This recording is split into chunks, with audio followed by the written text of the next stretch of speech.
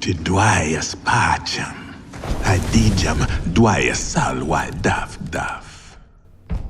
Hey everyone, Adam Beck here, and I'm joined today by Steve Hannley. And what are we doing here, Steve? You kind of pulled me into this room, and at Arrow Point, no less, and we're talking about a game from Ubisoft or something.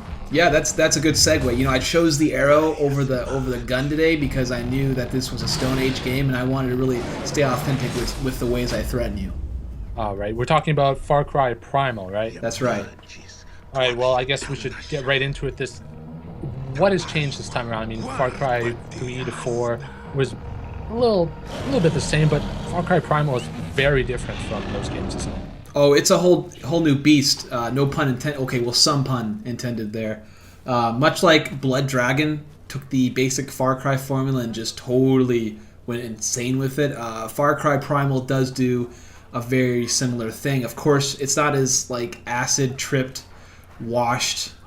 I don't think that's a real term, but I like it because it fits the aesthetic of Blood Dragon. But it's not that crazy. It's not like a downloadable spin-off game. It's, as far as I can tell, intended to start a new sub-series of the franchise. We'll see if that actually pans out over time. But at this point, it's not Far Cry 5. It is its own game. And quite a bit is different in this game. You were right in assuming that.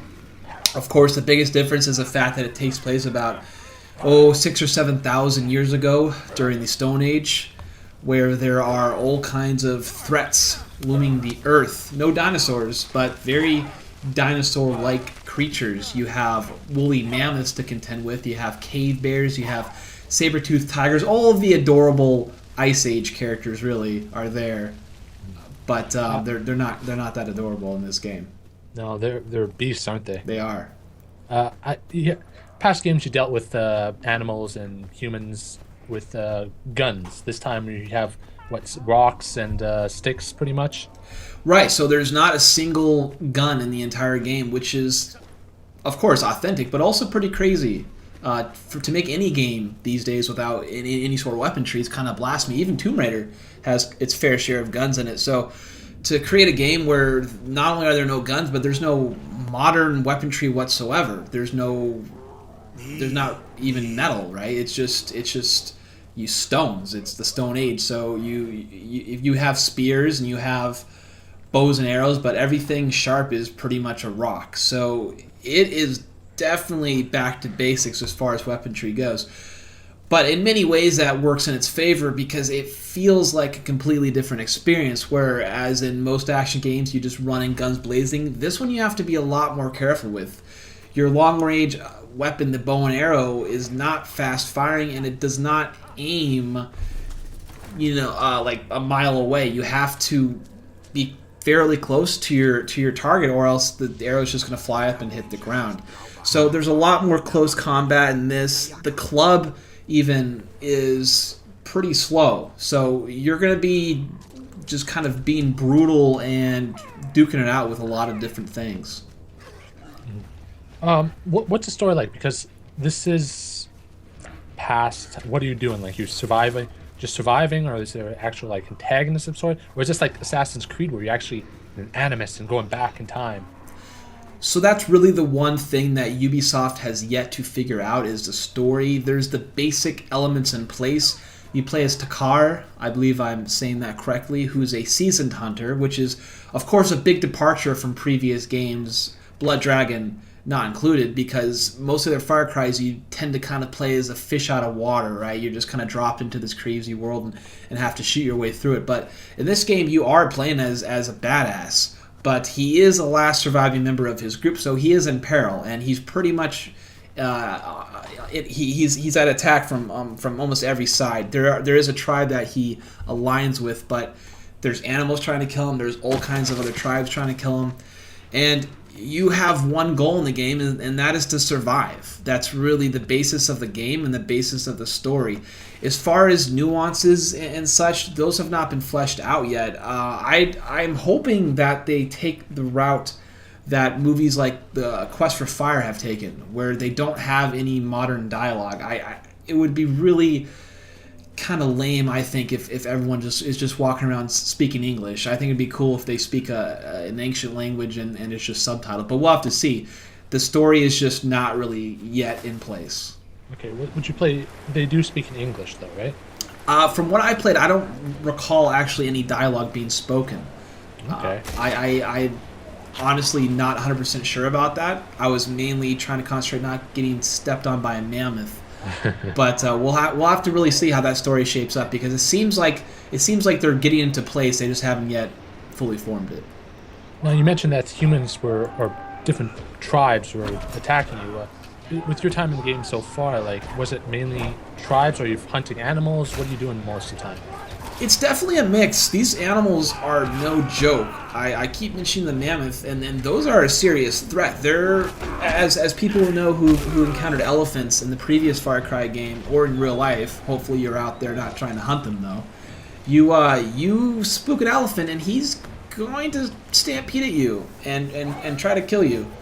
They're very intelligent and noble beasts, but they're large and they don't want to be threatened like most creatures, like us even. So if you get close to a mammoth, he is going to chase you until he cannot chase you any further. And it's not just a mammoth either; it's all kinds of things. There's cave bears in this game, which are very fascinating creatures. They're about, I think, twice as large as your typical bear, so they are very, very threatening when they get close to you. So you have pretty much anywhere you go animals trying to eat you at any corner, and outside of that you also have the human threat, and which one is worse really depends where you are. If you're out in the wilderness and you encounter a giant pack of saber-toothed tigers and you're not prepared, you're going to get ripped apart really quickly. But if you also invade an outpost or a camp and it's full of enemy soldiers and they call reinforcements, you're also going to get killed. So there's a lot of threats out there that you have to protect from. Have they talked about co-op at all? I mean, like, there's a lot of games that are coming out, like, I can't remember the name of it, but you're hunting down, like, dinosaurs and whatnot. You got the zombie games, a lot of survivalist games. Is there any cooperative play have they talked about? Like, Far Cry 4 had it. What are we talking here? No plans have yet to be discussed for co-op, but I really do hope it's implemented, because it seems like a game that would do well with it. Mm-hmm. Now, you talked about, like, hunting animals and whatnot. Can you tame them at all, or can you bring them on your side? You sure can, and that's a huge element of this game. If you fail to implement the system of taming animals, you are going to be at a lot more danger anywhere you go. It's a really neat system, though, because there are so many animals out there, and while they're a threat, they can also be your friend. What you can do is you can craft bait, and crafting is a huge part of this game, like in previous Far Cry's, perhaps even more, just because this was during a time where if you wanted something, you literally had to craft it. There was no going to the store or finding objects created in a factory. It was all by hand. So what you need to do is, if you don't want to kill an animal and want it to be on your side, you craft bait, and you throw bait at it. Now, some animals aren't attracted to bait at all, and you can't tame them. The ones you can tame, they're not always going to go after this bait. Sometimes they're just not going to be interested, and they're going to attack you. Sometimes they'll start eating the bait, and they won't get interested. So it's definitely a crapshoot. But ideally, what you want to happen is you want to throw that bait out, and then the animal's going to come, and he's going to start eating it. What that does is it gives you an opportunity to really, really slowly and quietly. There's not a lot of room for error. Believe me, I got killed a lot of times. You sneak around it, and then you jam your... No, I'm just joking. You hit a button, and you tame it. And it might not always work, and usually it tends to if you do the entire process correctly. Now, once you have become the beast master, so to speak, of this animal, you can hit your D-pad, and you can summon any animal that you've tamed at any time, which is a really cool feature, because from what I can see so far, there is about a dozen, possibly even upwards of 20 animals that can be tamed. And these range from tigers to bears to, yes, even mammoths. You can tame a mammoth. You can't, now, of course, you can't tame a mammoth to just walk along your side like a dog. That would just be crazy. But what I mean by that is you can actually jump on top of a mammoth and ride it. It's just like in Far Cry 4, except, yeah, you're on top of a woolly mammoth. So that's pretty badass. That's a cool feature. You can stampede, you can attack. My favorite parts, though, is when you get on the mammoth and then another mammoth comes up and attacks you. That is a strange, bewildering experience.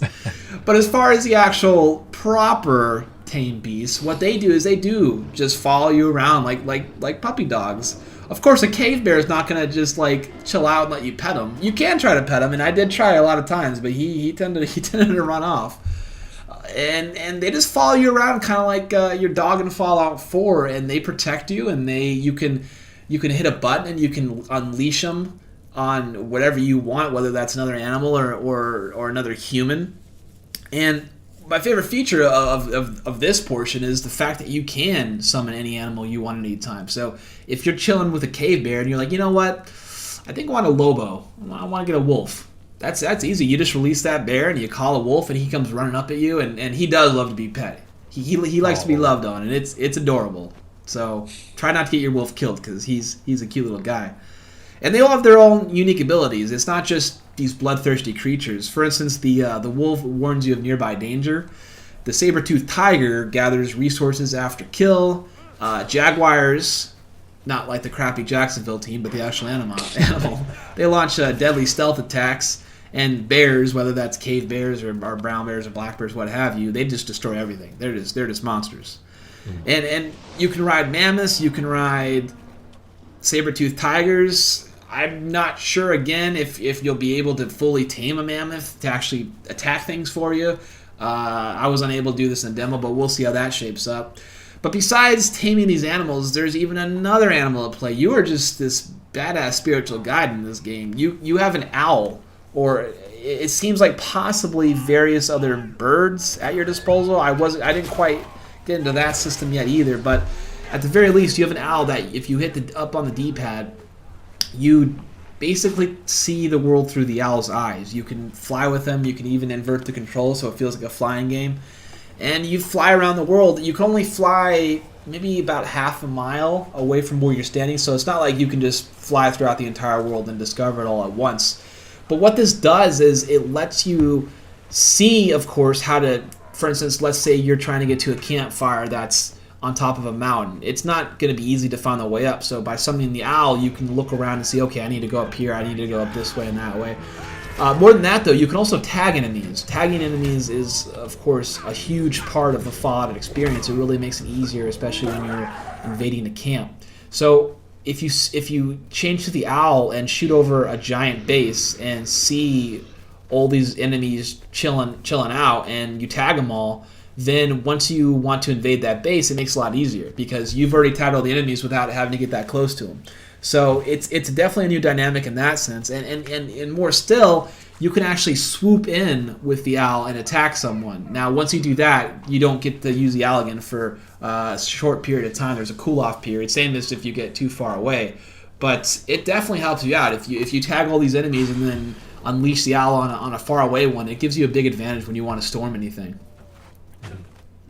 Now, you talked about all these land animals. Do you find anything about the sea animals? Like, can you get sharks? Can you get crocodiles? What are we talking? I was not able to see any animals yet underwater. And I did walk through a lake quite a bit. Nothing attacked me besides a woolly mammoth that chased me into the water, that bastard.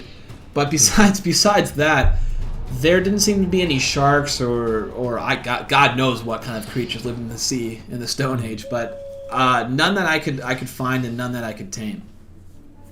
Now, the most important question: how many towers did you climb? That's actually a really good question because there are no more towers in Far Cry.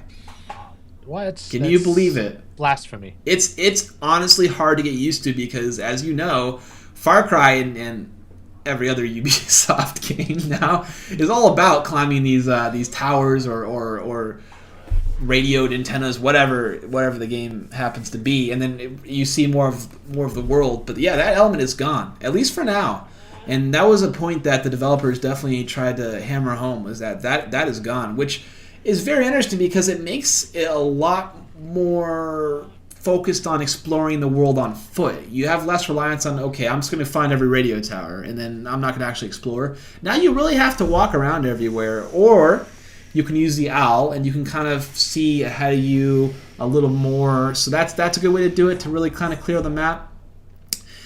And of course, you can also just jump on a mammoth and run around, and that'll help clear the map too. But yeah, there's no more radio towers. You start off with a small part of the map exposed, You can pretty much go anywhere you want any time, and as you walk, you see more and more of that map. There's also some special abilities of your beasts that help reveal the map a little larger around you, but for the most part, you're just going to have to be walking around to discover places. Very cool. When does this game come out? What platforms?